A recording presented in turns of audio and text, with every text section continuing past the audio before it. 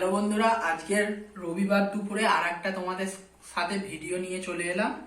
আজকের দুপুরের মেনুতে রয়েছে ভাত, গোটা ফেঁসা মাছ ভাজা, এটা সেই কড়াই শাক, তারপরে কড়াইশুঁটি দিয়ে ভাজা, মাছের কালিয়া, মাংস কষা, স্যালাড আর আমড়ার চাটনি। তা আমি খাওয়াটা শুরু করলাম। প্রথমে খানিকটা কড়াই শাক ভাজা দিয়ে ভাতটা ভেঙে নিলাম।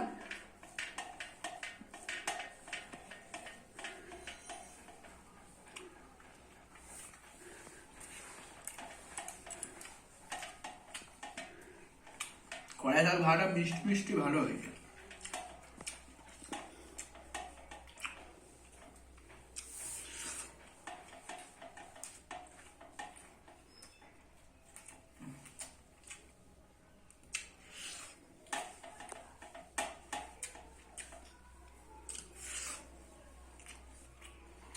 হাতে রয়েছে গোটা ফেঁসা মাছ ভাজা।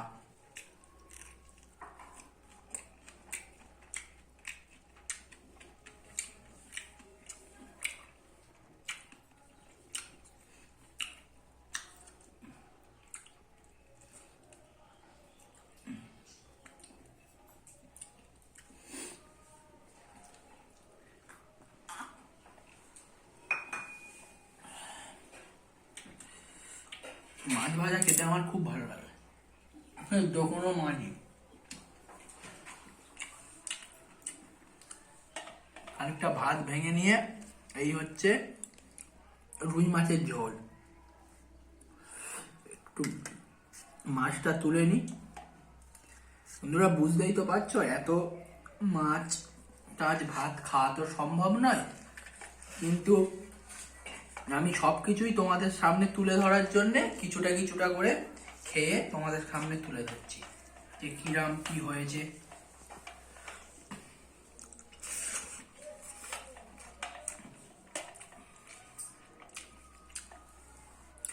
বন্ধুরা, মাছটা দেখো কতটা ফ্রেশ।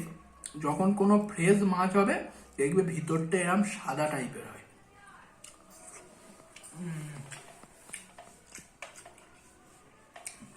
কোনো ফ্রেশ মাছ যখন হবে সাদা টাইপের, খেয়ে দেখবে হালকা মিষ্টি মিষ্টি ভাব থাকবে।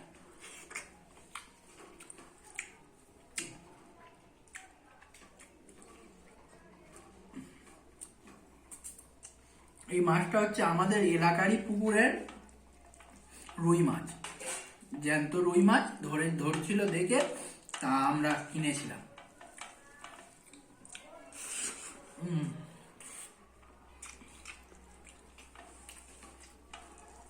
বন্ধুরা, যখন কোনো মাছ দেখবে যখন ভালো হয় তখন তার ঝোল বলো ঝাল বলো তার স্বাদটাও পাল্টে যায়, অনেকটাই বেটার হয়ে যায়।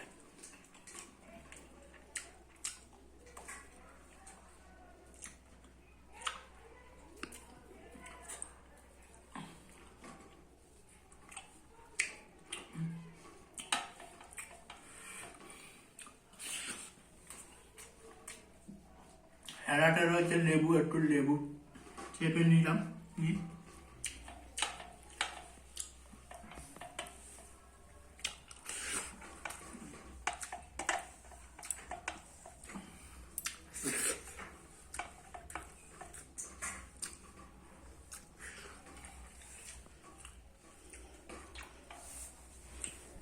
বন্ধুরা, এখানে রয়েছে চিকেন কষা।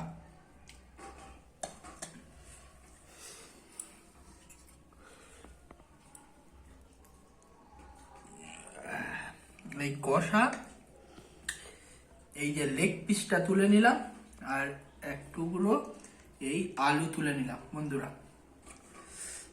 আমার চিকেন কষা হোক আর ঝোল হোক, আমার চিকেনের আলু লাগবে। আলু না হলে আমার চিকেন কষা খেতে ভালো লাগে না। কারণ এই আলুটা ওই ভাতের সাথে মেখে নিয়ে খেতে খুবই ভালো লাগে আমার।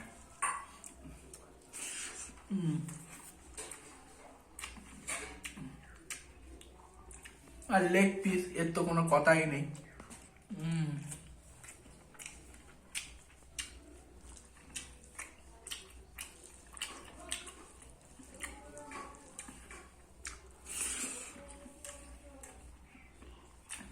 আর ছেঁড়ার তেলে একটু পেঁয়াজ।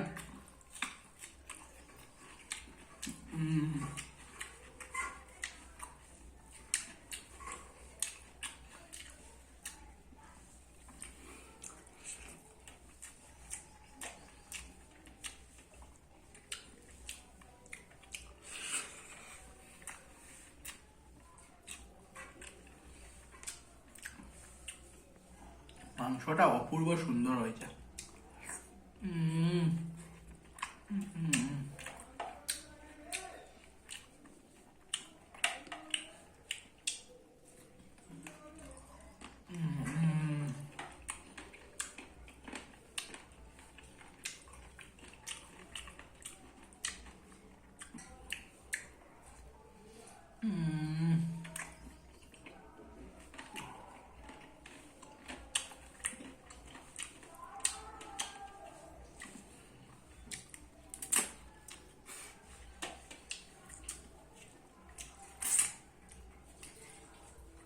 আর সাথে রয়েছে এই আমড়ার চাটনি, সাথে এই টক আমড়ার চাটনি। দেখতে পাচ্ছেন বন্ধুরা, একটু খাওয়ার পরেই টক চাটনি।